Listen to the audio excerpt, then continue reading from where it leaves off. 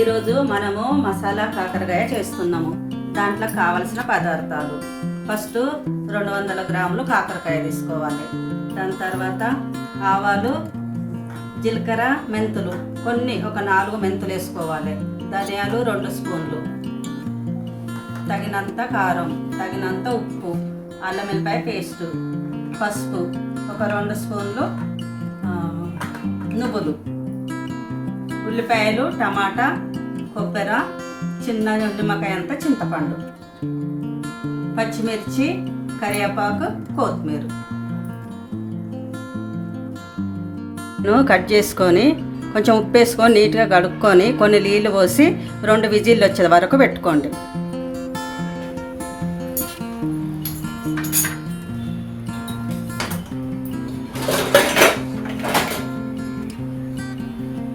చిన్న కొబ్బరి ముక్క కట్ చేసుకొని వేయించుకోవాలి.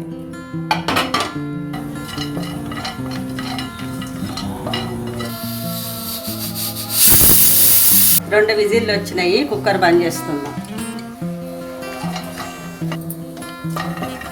ఇప్పుడు కొబ్బరి కొంచెం వేగింది. వేగినాక ధనియాలు వేసుకోవాలి.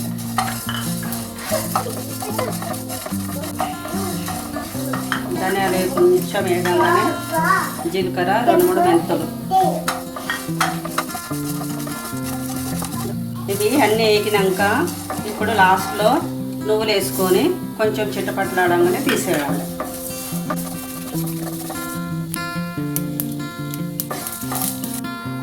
ఇప్పుడు ఆ మసాలా వేయించింది తీసుకొని ఇప్పుడు అందులోనే ఉల్లిపాయలు వేసుకోవాలి. కొంచెం ఆయిల్ వేసి ఉల్లిపాయలు వేసుకోవాలి.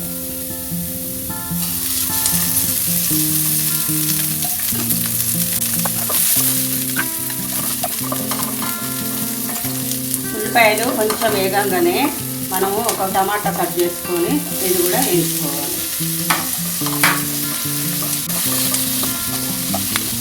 కొంచెం వేగనివ్వాలి.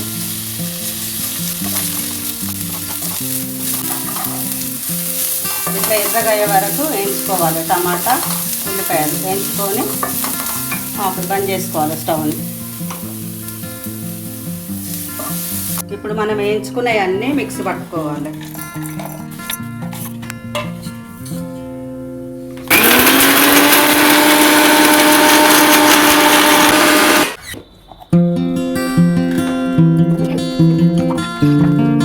కొన్ని నీళ్ళు యాడ్ చేసుకోవాలి. మళ్ళీ ఒకసారి మిక్సీ పట్టుకోవాలి.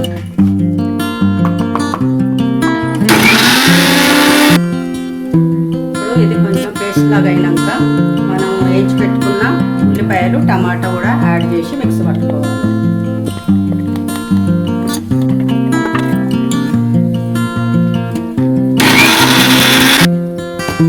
ఇప్పుడు ఈ విధానంగా పేస్ట్ కానివ్వాలి. ఇప్పుడు మన పేస్ట్ అయిపోయింది. కాకరకాయ ఈ విధానంగా ఉడకబెట్టుకోవాలి. ఉడుకున్నాక నీళ్ళను పంపేసి కాకరకాయ ముక్కలు పక్కన పెట్టేసుకోవాలి. ఇప్పుడు స్టవ్ ముట్టించుకుంటాం. దీనిపైన కడాయి పెట్టుకుంటాం. ఇప్పుడు కడాయిలో మనకు ఒక 3 స్పూన్లు ఆయిల్ వేసుకోవాలి.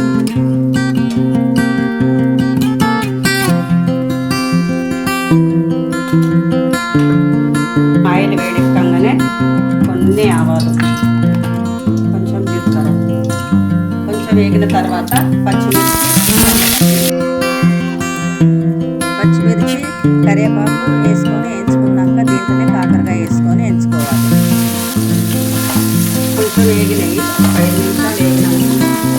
ఇప్పుడు మనం మిక్సీ పట్టుకున్న ధనియాలు, జీలకర్ర, కొబ్బరి, టమాటా, ఉల్లిపాయ మిక్సీలో వేసేయాలి.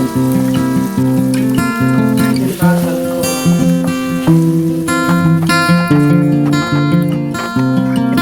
ఇప్పుడు వేయించుకున్న కాకరకాయలు అవి వేగినాక తగినంత కారపొడి, మీరు ఎంత తింటారో అంత. మేమైతే కారము 3 స్పూన్లు వేసుకున్నాము.